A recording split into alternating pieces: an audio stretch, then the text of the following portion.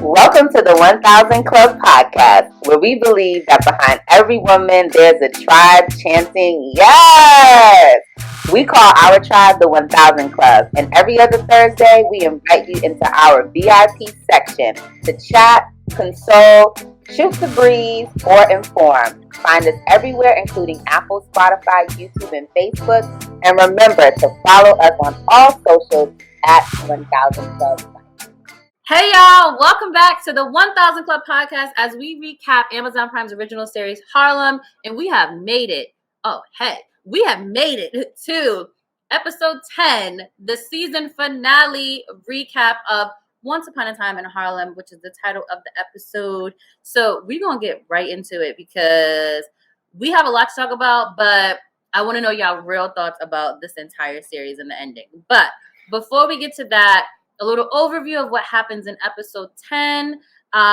We are coming off the cusp of Ian and Camille almost having that intimate kiss. Quinn questioning her feelings about Isabella. Angie not realizing what she wants to do with her life. Once again, we've been here throughout the entire season. I think we're still here with her. And then Ty is actually facing or getting ready to face what is going to happen with her divorce so she can start moving on and keeping control of her money. So, in this episode, we see that Jameson has told Camille that he's moving to Chicago and has invited her to come with him. But obviously, Camille, having some PTSD from the last time this happened with Ian, she is questioning her decisions and what she is going to do. Additionally, we also see that Ty is now getting ready to take Brandon to court for this divorce after she has tried to offer him money and all of that, and it has not actually came through. Then we also see throughout this episode that Quinn and Camille have came together. They are drinking their life woes away.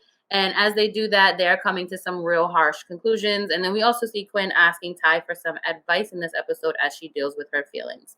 So one of the biggest things that we have probably been looking forward to, if you've been following our recap, we've been talking about this throughout the episodes and the season, is what is happening with Camille and Ian. So we see at the end of this episode, they engage in a very hot and steamy kiss where prior to that, Camille asks Ian some very intentional questions.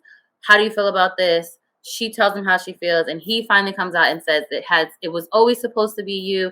It's always going to be you. They engage in this kiss, and then we see Mira, who has overseen them kissing in this episode. One of the biggest things that came out of this as well is Camille quits her job. She stumbles upon Dr. Pruitt's house. She knocks on the door, and she says, "I'm done proving my worth to you. I'm quitting my job." So, ladies, how did you feel about Camille making that life-changing decision? Do you think that she made it on the whim of emotion? Obviously, she was drinking. But do you think that we have been leading up to this decision this entire season? I think it was either going to be her making that decision or her getting fired. So I'm happy that she went out on her own terms. I think her whole rant to Dr. Pruitt was misplaced because while I believe that she should have the opportunity to grow into the role, especially considering the merits of her white male counterparts in that same position, Camille has shown no effort to wanting to be in that role. So I think it was inevitable. Kudos to Camille for finally coming to that decision. Not so great, a little immature of how she did that, but ultimately, who cares if you burn the bridge if you never plan to cross it again, you know? So yeah, I'm happy that she's going out there and, taking control of her own life. I don't know. I feel like Camille took the easy way out. I feel like because she didn't get what she wanted, she is now making the bold move to quit her job.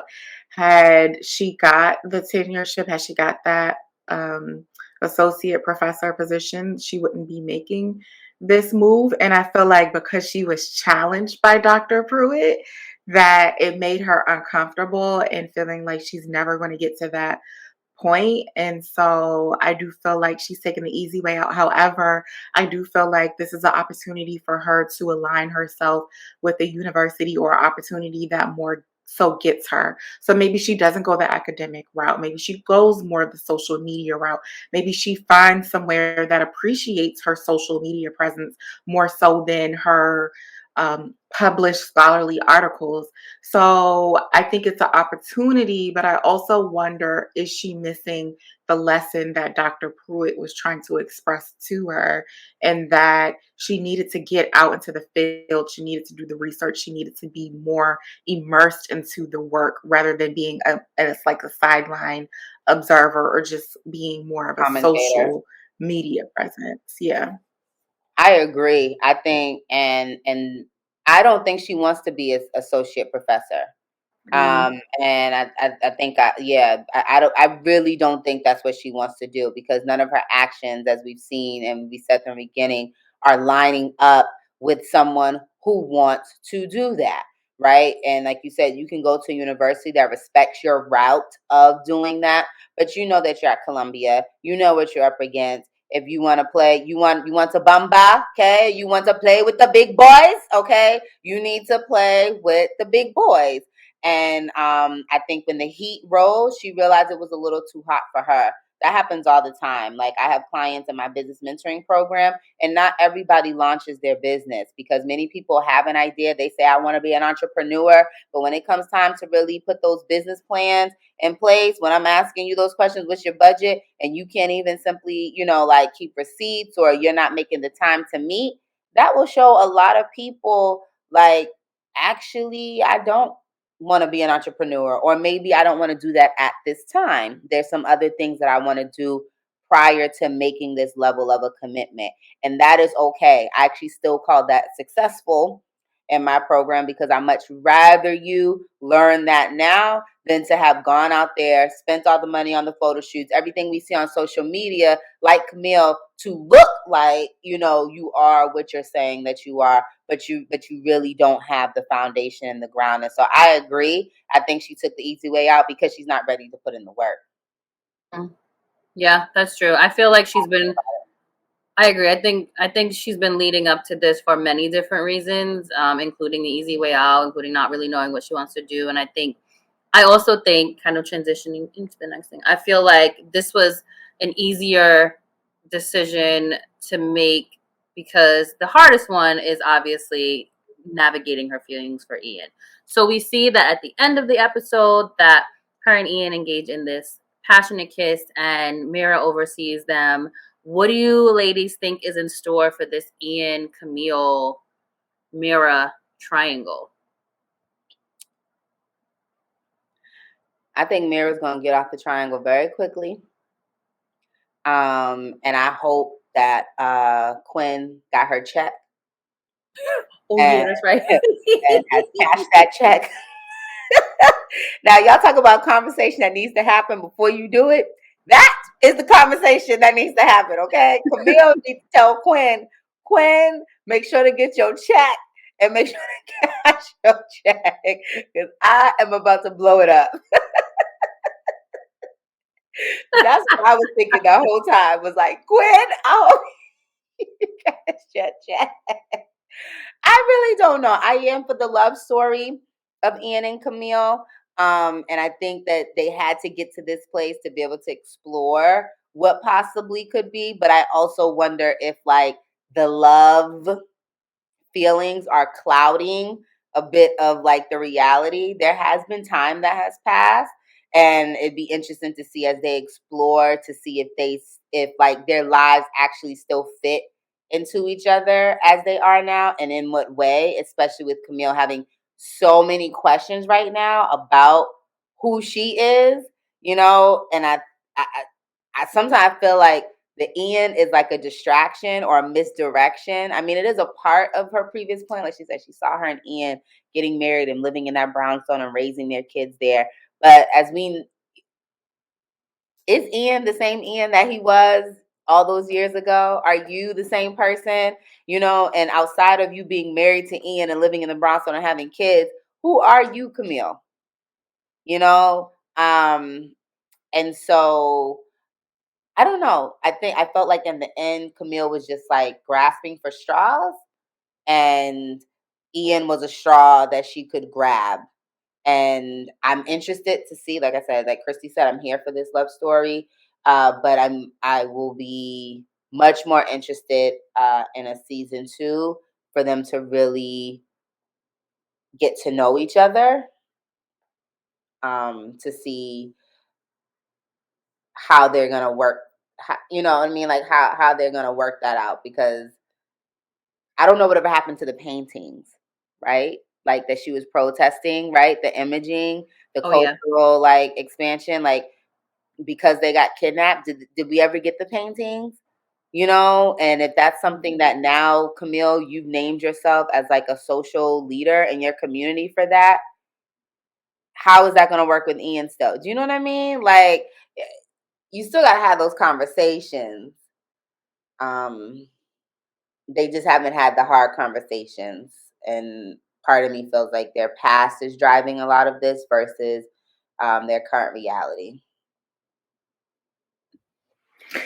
Yeah, I feel like Rashana said, there's a lot that they don't know about their present selves. Like they're still living very much in the past. And I don't think that we've seen enough of like why he chose Mira, why they're together.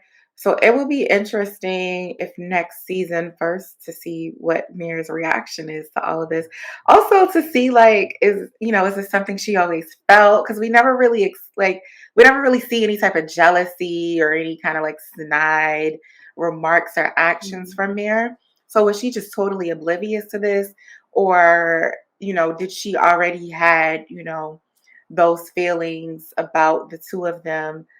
A little part of me wants something different, because this love story is so familiar. We've Yes. seen this play out in so many other Yeah. shows and movies. So a part of me wants some type of twist that we did not expect in season 2, whether it's like Mira, maybe something comes out about her where I don't know, maybe she was like cheating too, or maybe she thought he had money. I don't know. Something that I think she had the money, different. and I think she financed, Mm, because Mira does seem like very mm, unfazed by the fact that this is mm, an ex that's now invited all into his home and stuff. So I think mm, in some place Mira is pulling some strings with Ian. I don't know, but mm, that's the sense I get. Like Mm. that's the sense that I would get. be I don't think that interesting. she's naive. Yeah. Mm-mm. Yeah, I was that hoping would be that interesting. Jameson would be the twist. I was ready for something different. I was ready. Mm, Because that's the reality. yeah. I don't know. Haven't you, like, do y'all know people? I mean, yes, we know people, right? But there are also people that have that story where you go after that young love, right? And Mhm. once you get to know each other again, you realize that some of the things, the reasons that you didn't work the first time are still present. And it doesn't mean that y'all are not great people, or it's just how you've grown in all those Yeah, years. You're just not compatible anymore. yeah. That's actually a real story. And how beautiful It would it really be is. for Camille to find that out and still be able to go back to Scrumptious Jameson? You know what I Hmm. mean? Like someone who challenges her in her career. But you know what's funny? That also might be a play, because like Christy said, if she took the easy way out of having to work for the associate professorship to rise to the challenge of really being about that life, which is pretty much what Dr. Pruitt was telling her, Ian is really about that life. So also Mm-hmm. being with him, Jameson. You mean Jameson, Jameson? thank you. Dang, Jameson. look, y'all got me. Thank you. The Vine. Come on over to the It's fun. Yeah, I Tyler, forgot we the saw. scrumptious. Scrumptious Jameson is really about that life, So that would also be a challenge, because maybe as he got to know her in terms of her work, he would also challenge her, like, babe, like, Mm-hmm. what you doing with this? You know what I mean? And she'd be Mm-hmm. like, because she don't really know.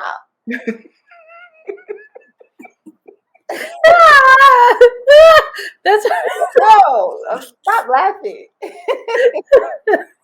That's how she would be, you know? So she's choosing Ian, who only cares that she's taste testing and helping build his Yeah. dream. yeah, That's the other thing too. yeah, yeah. Yeah. Also in this episode, like I said, we see Quinn make some decisions about her life. She goes to Ty for advice. And then she finally at the end decides to ask not Mira, we've been talking about Mira, Isabella out on a date. And we see that Isabella agrees. So the sparks have been flying between the two of them. But we also don't see where Sean fits into this or if he fits into this. So that will also Mm-hmm. be something that we will be looking forward to in season 2. You know, can I Um, just say Right, yes, yes. We kind the of a little go ahead. the attraction between Quinn and Isabella seems oddly placed within all of this. Like, I know that they've been around each other and they have these really good moments, but it seems like it was something that was like slipped into the storyline. For some reason, to me, it doesn't naturally fit. However, I do wonder, while I love how she just seems to really enjoy Isabella, is I don't know if there's a physical attraction or what the attraction is there. But I also wonder, is it because of Quinn's mother's approval and just like high praise for yeah. Isabella that Quinn is attracted to? So I'd love to see where this goes in season 2, because it's like, it's just really drastic. Like, up until this point, you've Mm-hmm. only dated men. You have this great guy, Sean, although you do have some insecurities about him having a child and Living with being an grandma. exotic dancer and living with grandma. And so maybe it's that she knows like this, there's no future in that, because she already said that she doesn't do men with kids, she don't do baby mama drama. But it's strange that like all of a sudden there's this attraction to Isabella. So I'd like to go deeper into that storyline next season. Yeah, I don't think it's all of a sudden. Because I mean I don't I think people, even if they've dated one sex their entire life, I think that and I know this too have happened. It's actually quite a few of my friends. It's crazy. It I From my understanding, it's something that they've always felt. And they have felt by family and society that they couldn't explore. Mm. I know people who have explored. I have women friends who have explored women and ended up getting married. You know what I mean? And decided that or now they're just straight lesbians because that's always what they were doing, right? And it's not to say they didn't enjoy men, but they enjoy women more, you know?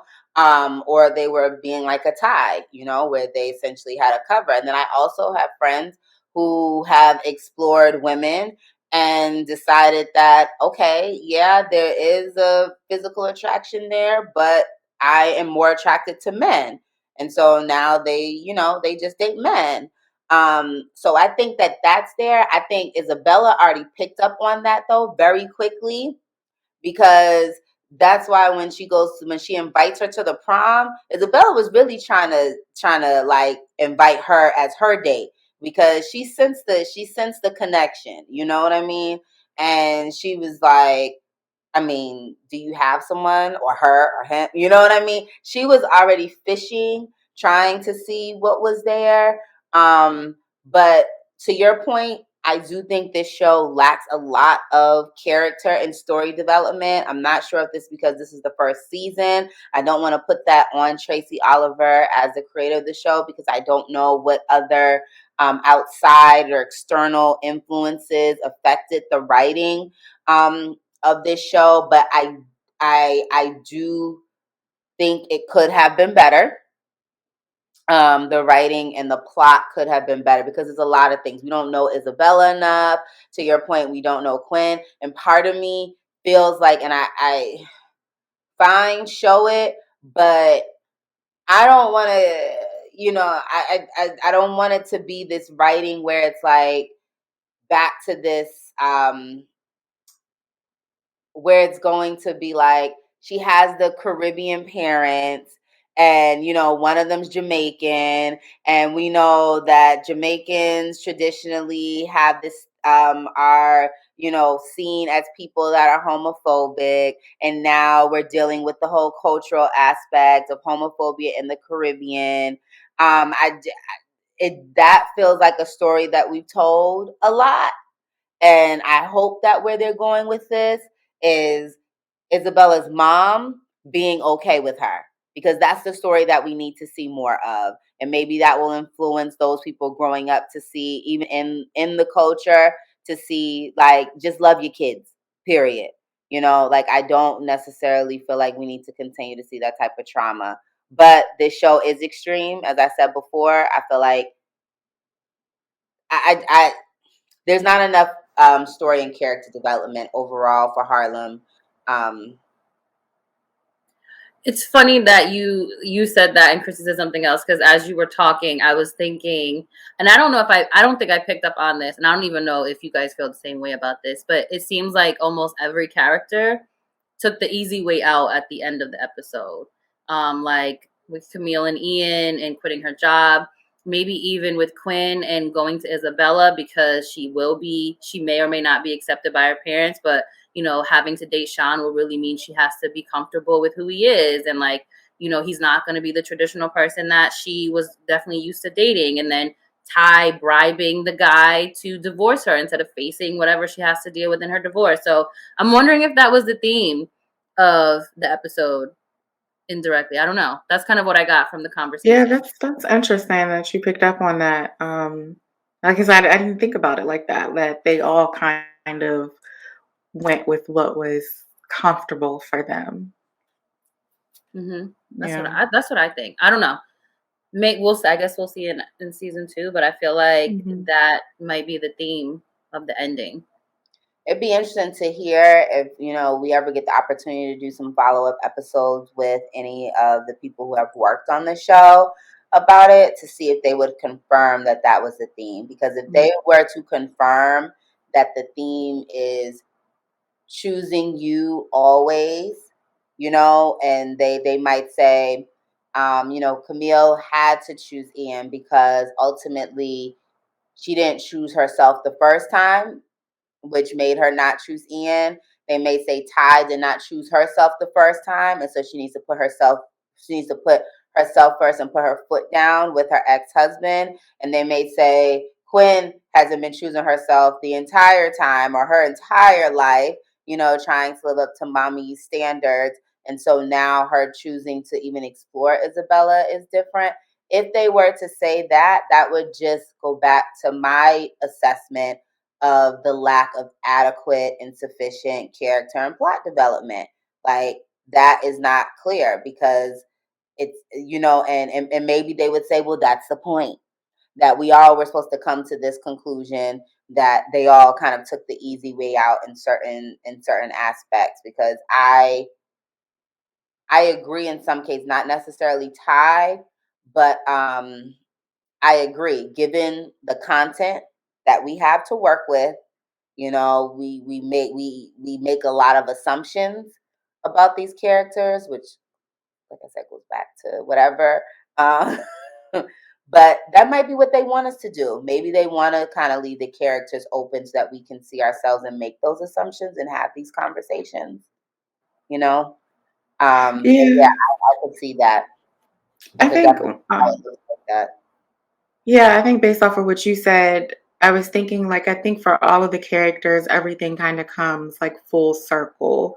So we deal a lot with like the past and how much of the past we hold on to, how much we let go. And so I feel like in this episode, each character has to confront issues with their past that they either swept under the rug or they just kind of avoided for so long. But Mm-hmm. now there's things resurfacing that they have to deal with. So, like Angie, she gets elevated to like a main role and then the play gets shut down, right? So now it's kind of like she's reliving Based on her something she singer did, right? career Yep. and when that gets right. Right. So now it's like, it's Look, like she's even Siri elevating, she's, agreed. Siri said, "I thought so." right. So Siri Siri, knows what's up with Angie. And then with Ty, her freaking husband came back and she's having to deal with like why she left him and just, Mm-hmm. probably that what she dealt with and how she was raised and why she made the decision to marry a man and just dealing with all of that and then running away pro- sounds like it carried into a lot of her relationships and why she conducted herself the way she did in her relationship. And just Mm-hmm. kind of to me, she seemed like she was very non-committal, even though it seemed like she did date Anna for a good amount of time. So just having to deal with that and having to close that chapter. And then for Quinn, having lived a life where she was very unhappy. She was doing what she thought she needed because of her parents' expectations. But now she's going out there and she's going after what she wants. And Mm-hmm. then we have Camille, who has an opportunity to see what could be. Like she no longer has to wonder what could have been because she can see what Ian and her can become. And so yeah, it would be interesting to know whether that was the theme that the creators and the writers and directors were going for, and that all of them are yet again faced with their past, but they can go about it in a new way. Mm-hmm. So yeah, they can make it's new a good choices. combination. Yeah. Mm-hmm. Yeah, I want to ask you, ladies, and I know we've been kind of talking about this, but I think we've all agreed that we're looking forward to season 2. This is another show that has 4 Black women main characters, and it focuses around their life and their friendship. And we've seen this type of show in a lot of different ways. We've come off the ending of Insecure. We also have Queens. We also have a couple other shows on different networks. Um, so with that, and recapping Harlem, because Harlem was an amazing show to recap. So thank you to the writers, producers, and Amazon Mm-hmm. Prime for allowing us to do that. Shout out to y'all. Make sure y'all come on our podcast next season when y'all have season 2 so we can talk about it with y'all. So wait, and in addition to coming on the podcast, cut us a check because we did a hello. very good job. Let's manifest that, please. Yes. We are willing to. Yes. Yes, we are willing to Yes. other brand media kit to come in. Have our Mm-hmm. people come and talk to your people. Our people are us, so it'll be us coming talking to you. But invite us. We'd love to sit at the We love table to and do talk about how we can work Yes. together to amplify the voices of Black women in this space. As you are producing more and more Black content over at Amazon Prime Video. that. Yes, Yes, we can yes. very well be the official podcast of Harlem. Exactly. Oh, you better claim that. You better put that out Exactly. there. Yes. Yes, Exactly. yes. Exactly. Yes. Yes. So with that said, Can I just I say have to something add that really in. quick? You were manifesting guests and things. I'm like, I'm manifesting checks and things. Okay. checks and So things, Yes. and things. Mm-hmm. Can I just say, do you all notice how we all have green on? Yeah. And we did yeah, not plan this. I didn't notice that. We did not Well, plan this. YouTube did not plan it, but when I went to when I changed, I saw that you all had green on, so I put green on. Oh. Well, mm-hmm. I do just want to say I just looked up like what the color green represents. And so it does say it's associated with growth and prosperity. So I think that goes along very well with this season and the growth of the characters. And as we've discussed, our growth, and as we continue to grow in our friendships and as a podcast and the prosperity of becoming the official podcast for Harlem. We Yeah, are affirming that that's going to happen. So we are. Harlem, holla at your girls. Amazon Holla. Prime, holler at your Yes. girls, okay? Because that's the bank right there. Mm-hmm. But no, seriously, Right. Amazon Prime is definitely trying. It has been, increasing their Black content, so it would be really good in real time to get reactions and to amplify Black voices. So look in your inbox for that media kit from 1000 Club. Yes, yes. So the recap has been amazing. Once again, thank you for Amazon. Thank you, Amazon Prime, and all of the ladies on Harlem for being a part of the show. And the last question I would like to ask the crew as we get ready to close out of not just this recap, but also this segment of the podcast, because this is something new that we're trying. So we hope y'all love it. We want to keep doing this. So please drop a comment, a like, and some feedback for us on how we should keep doing this moving forward. But with this episode, with this series, friendship being a part of this, as well as we've seen this on other shows, ladies, with all of the shows out and with Amazon Prime's Harlem added to this, what do you love most about these new shows depicting Black women friendships and Black women in general on TV? I love that I can see myself, I can see my friends and my friendships on the screen. It means a lot. Representation really matters. And it means a lot that I can connect with the characters on the screen, whether it be in their personalities or their stories or whatever may be going on, the storylines. It means a lot to see that. So I appreciate that there are more shows like this out there. One of the things that I've really been thinking about is like we are at the prime time of our lives where we can connect with the shows that are on TV. You know, if you think about all the shows that are out there now, it's us that are on the screens. You know, it's not like when we were younger and we had like a girlfriends or we had I'm trying to think of something like a living single. Right. Like we were younger watching that, but we are the ones that we see now. And that's freaking amazing to me. I love it. Yeah, I love that too. Maybe that's something that I've done since graduate. I've actually watched a lot of those shows I used to watch again. So when I graduated college and I was in grad school, I did A Different World, and I had only watched a couple episodes honestly prior to going to an HBCU, but being able to watch it afterwards, and then they talk about their lives and their growth after graduation. I was like, yeah, I'm right there. Last year I binged Girlfriends because that was available on Netflix.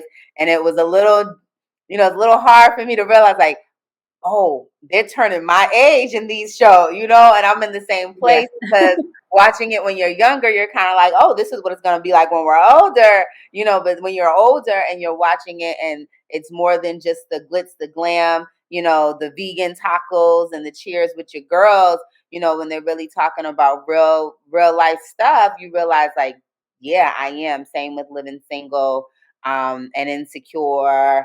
Like, yeah, you do feel that in real time. So I do appreciate that there are stories out there. I hope that Black creatives are given large budgets to be able to tell those stories as authentically as possible. And when I say people are multidimensional, and that's why I'm really excited. And I hope that Harlem has been renewed for a second season. They are given a larger budget because I think that with whatever, startup money that they were given, I think they did a really phenomenal job. And I hope that serves to give them a larger budget, maybe even some more episodes, so that they can really dive deep into character and into the character and the plot development in different ways. That is what I love to see. The complexity of the characters, because everyone is not a monolith, and maybe even having some of those conversations on screen. Maybe Ty does have another friend that we get to see that is queer also, where we can see like them that maybe they have a different experience in life, and maybe it would be really great to see more Caribbean people on screen where they actually can be Caribbean. Like that's something I really appreciate about Grace Byers' character here, because you have a lot of immigrant Black people playing these roles on screen. We think about Yvonne, and we think about Grace here on this show. We think about Daniel Kaluuya. Like there's a lot of people that are not from America that are representing Black culture here.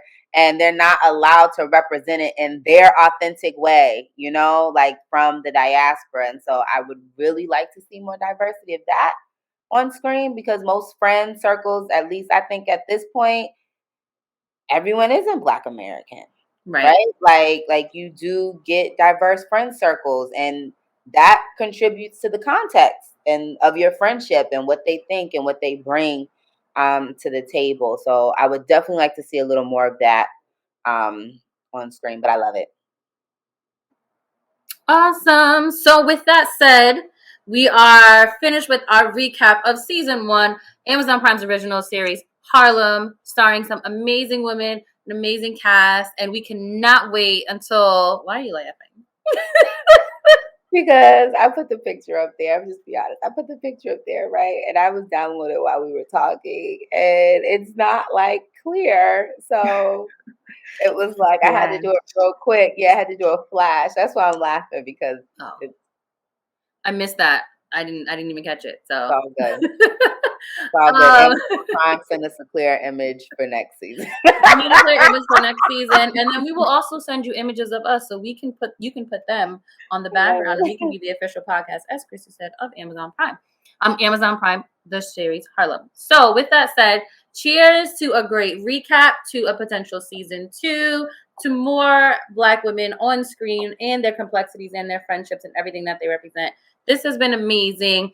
As always, you can listen to us on every streaming platform that you get your podcast listening. You can watch us on YouTube. Like, comment, and subscribe. Let us know how you like this segment of the 1000 Club podcast. And if you want to hear more shows from us where we recap the episodes, stay tuned for what we have coming in the next couple of weeks and within season 2 as we continue to grow. And we hope that you will come along for the 1000 Club ride. So cheers, ladies. Cheers. Oh. Yeah, do it again. Thanks. All right. Okay. Peace.